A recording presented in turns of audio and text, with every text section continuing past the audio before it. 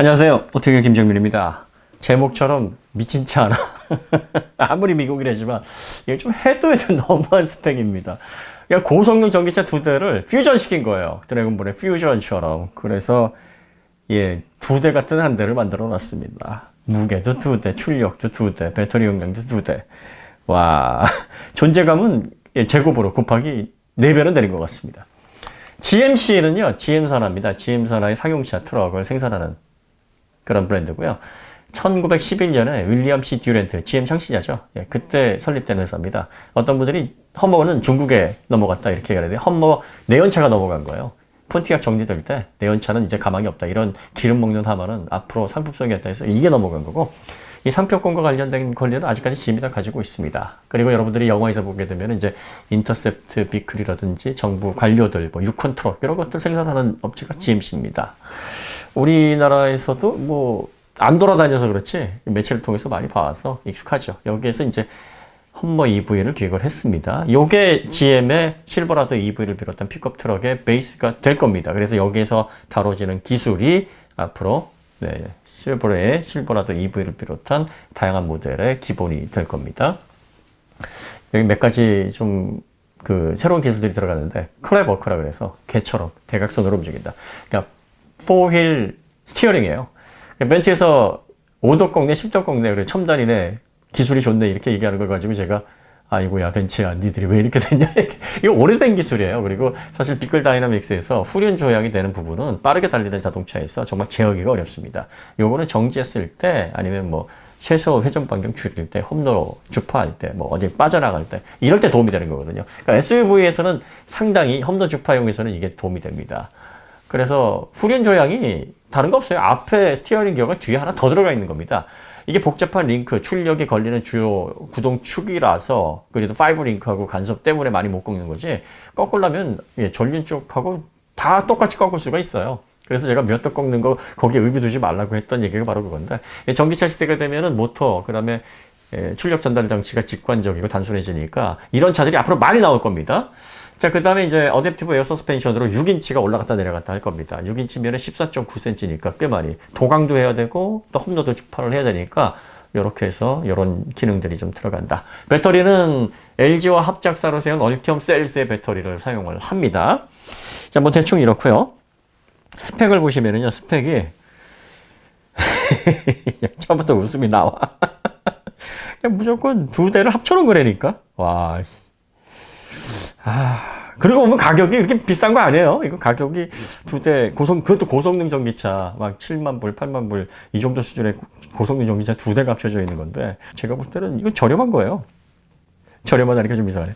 두 가지 버전이 있습니다. 먼저 트럭 에디션이 있어요. 험머 EV 트럭 에디션이 있고 SUV가 있는데, 트럭 에디션은 올해 말에 나온다고 하는데 이게 꼭 사이버 트럭 같습니다. 이거 나와야 나오는 건데, 나오겠죠? 계약하신 분들 2천만 원 선 계약금 내셨다고 하시는데, 그 다음에 SUV는 2024년도에 출시될 예정인데, 이 픽업 사이즈를 보면 전장이 5,507, 5.5m가 넘어요.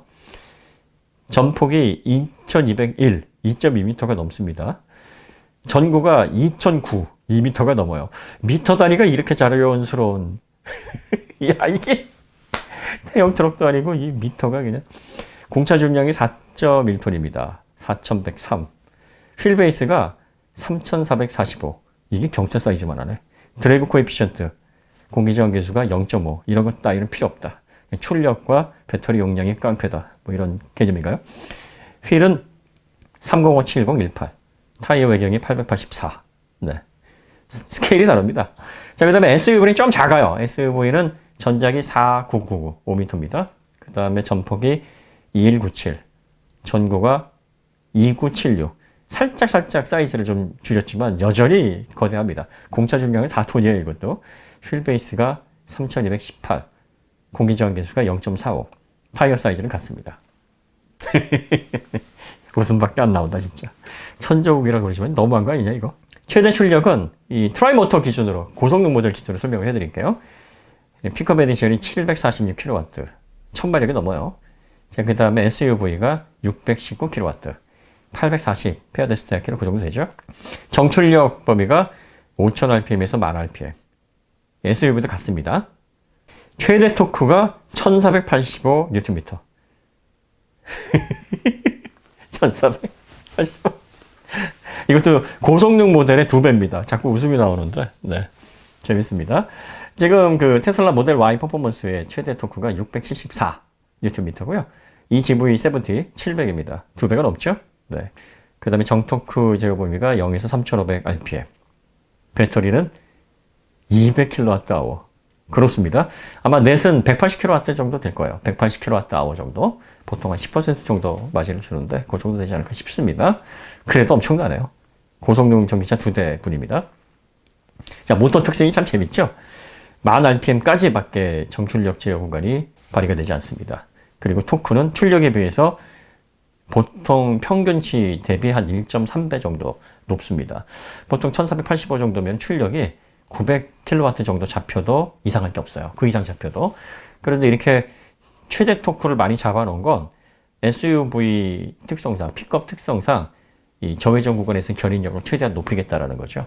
공차 무게도 4.1톤이 넘어가고 하니까. 그리고 이런 차들은 미국에서 이 트레일러, 캠핑카 같은 트레일러들을 많이 견인을 합니다. 이 트레일러 견인으로 보시면은요, 견인 최대 무게가 3.4톤입니다. 요게 어느 정도 수준이냐면요, 에스컬레이드, 타오, 풀 사이즈 SUV 최대 마디엄 프레임에서 지원하는 최대 견인 한계입니다. 요 스펙을 맞추는 거예요. 그러니까 이 스펙을 맞추려면 빠르게 달리는 건 필요 없다.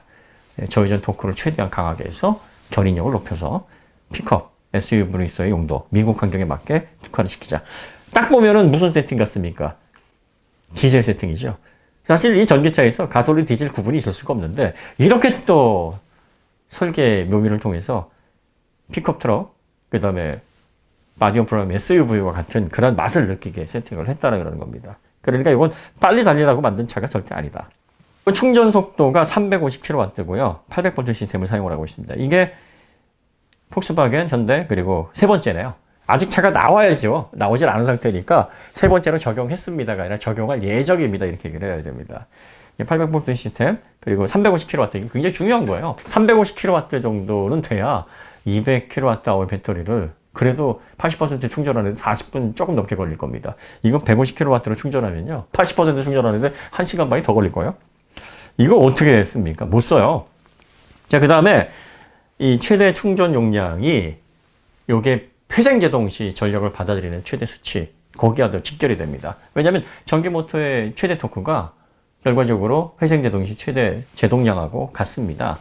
험머 EV 같은 경우에는 출력이, 전기 모터 출력이 무려 746kW란 말이에요. 그러니까 회생제동 시에도 이 비슷한 전력이 회생제동으로 발생을 한다는 얘기입니다. 이렇게 되면 350kW도 사실 부족해요. 한 550kW 정도는 돼야. 덴마크의 레베라가 지금 그렇게 쓰고 있어요. 레베라가 그래서 회생제동을 아주 과열차게 하죠. 사실 그것도 1400kW가 넘는데 부족해요. 1메가 정도는 돼야 됩니다. 그래야지 회생제동에서 그만한 전력을 받아들일 수 있는데, 충전 속도, 충전 시스템이 어느 정도 받아들이느냐가 회생제동에서 어느 정도의 전력을 회수하느냐가 직결되기 때문에 350kW만 이 밑으로 내려가면 안 돼요. 그러니까 요걸 지금 구현을 해놨다. 여러분들이 프리미엄 전기차 사실 때 이 최대 충전 속도 꼭 보셔야 됩니다. 출력은 막 300kW, 400kW 얹어놨는데 150kW로 제한을 걸어 놓잖아요. 그러면은 충전 속도도 늘어지지만 그런 차들이 대개 한 100kWh 배터리를 탑재를 하고 있으니까 충전 속도도 오래 기다려야 되지만 회생제동 시 적정 용량의 전력을 회수하기가 좀 어렵습니다. 물론 이게 수치가 무조건 충전 그 최대 용량이 무조건 높다 그래가지고 전체 합이 늘어나는 건 물론 아니에요. 제한된 전력들을 어떻게 잘 회수를 해서 총합을 늘리느냐, 이제 이런 엔지니어링이 또 중요하겠지만 아무래도 수치가 높으면 유리해집니다. 그래서 이런 부분들이 적용이 되어 있다. 그러니까 실버라도 EV가 딱 이런 스타일로 나올 거예요. 실버라도 EV가 공차 중량은 4톤까지는 아니더라도 한 3.5톤 정도 나가지 않을까 싶어요. 그 다음에 배터리 용량이 200kWh 배터리를 탑재를 할 거고 800V 시스템에 350kW의 요 기술이 들어갈 겁니다. 또 이것도 픽업이기 때문에 저회전 견인력을 강화한 그런 모델로, 그런 세팅으로 모터가 설계가 될 거기 때문에 고회전보다는 저회전에서의 강력한 견인력, 그래서 정토크 구간이 뭐 이렇게 길게 세팅은 되지 않을 겁니다. 자, 정토크 구간이 시속 56km까지고요. 정출력 구간이 시속 79에서 159km까지입니다. 감속비는 10.5대 1을 사용을 합니다. 최고 속도가 시속 160km예요. 당연하죠. 뭐 이게 빠르게 달리는 차, 그리고 4.2톤이나 되는 차를 이게 빠르게 고속으로 다녔다가는 이 서스펜션 링크들 다 아작 납니다. 아무리 강화를 시켰다고 해도 이거 빠르게 사용해서는 안 되는 차예요. 그렇게 해서 계산을 한번 해서 최대 회전수를 계산을 해보니까 타이어 외경, 그리고 최대 속도, 감속비. 그러니까 마치 전기 모터를 디젤, 강력한 견인력을 갖춘 저회전 토크가 강한 디젤처럼 재밌게 세팅을 했다. 이렇게 보시면 되겠습니다. 출력당 무게가 5.5, 이게 무슨 스포츠카 수준이에요. 제로백이 픽업 에디션이 3.2초, 4.1톤이나 되는데 3.2초, SUV가 3.8초입니다. 와, 야, 4톤이 넘어가는 차가 이렇게 달리면 진짜 무섭겠네요. 정말 무섭겠습니다. 좀 희한한, 입이 떡 벌어지는 차입니다. 주행거리가 WLTP 기준으로 550km라고 하니까 환경부 기준으로 420, 30 정도 잡히지 않을까 싶습니다. 그래도 이 4.1톤이나 되는 차를 이 정도 주행거리로 갈 수가 있게 만들어 놓는 게 역시 배터리가 깡패입니다.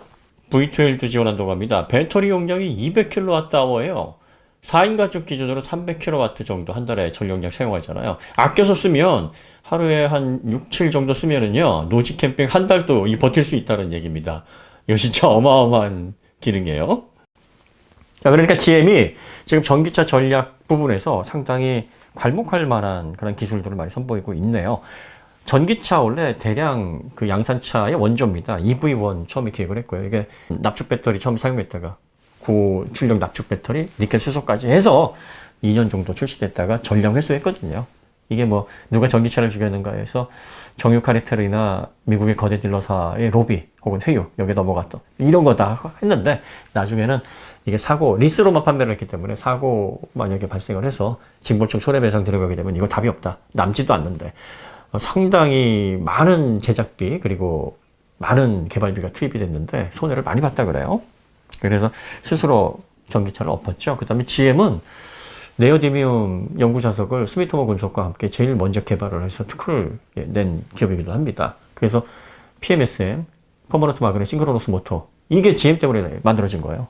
그 외에도 뭐 다양한 전기차 기술들을 많이 보유를 하고 있기 때문에 일단 GM이 전기차 전략을 제대로 수립한다고 하면 매우 위력적이고 매우 견제해야 될 그런 기술력을 갖추고 빠르게 성장할 브랜드로 주목을 해야 될 필요가 있습니다. 물론 지금 험머 EV라든지 실버라도 EV, 뭐 블레이저 EV라든지 이코넉스 EV 이런 차들이 등장하지는 않았어요. 출시가 되고 나서 판단을 해도 늦지 않습니다. 하지만 이런 발표라든지 이런 기술적인 특이점, 그 다음에 얼티엄 셀스와 함께 배터리 생산량 확충에 지금 엄청난 비용을 쏟아붓고 있는 이런 주변 정황으로 볼 때 테슬라 다음에 2위 자리는 폭스바겐, 현대, GM의 3파전이 될 가능성이 굉장히 높습니다. 그리고 GM이 무시무시한 건 볼트 EV와 같은 아주 저렴한 차서부터 이렇게 입이 떡 벌어지는 정말 무지막지한 괴물까지 베리에이션을 막 엄청나게 쏟아낼 수가 있다라는 겁니다. 이런 기획력과 이런 제품 생산력 그리고 이런 걸 소비할 수 있는 미국 시장을 기반으로 발전하는 기업이기 때문에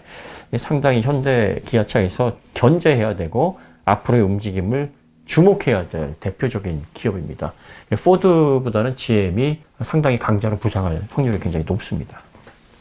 네, 한마디로 험머 EV는요 엄청난 차입니다. 그리고 미친 차입니다. 이거 줘도 못하실 분 말. 공동주택에서는 이거 두 자리 차지 않은데 맨날 요거도 먹으시겠네. 그래서 요거도 먹어도 좋으니까 한 대 있었으면 좋겠네요.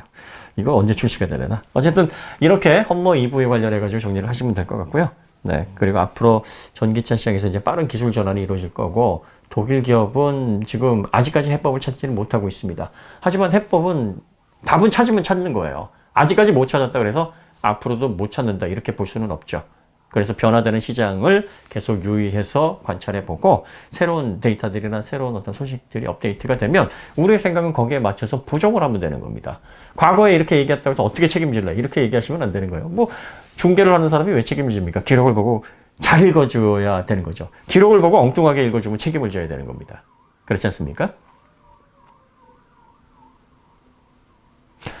네, 사이렌 울리는 거 보니까 이제 그만하라는 얘기인가 봅니다. 네, 오늘 이야기는 여기서 마치도록 하겠습니다. 더 좋은 콘텐츠로 찾아뵙겠습니다. 감사합니다.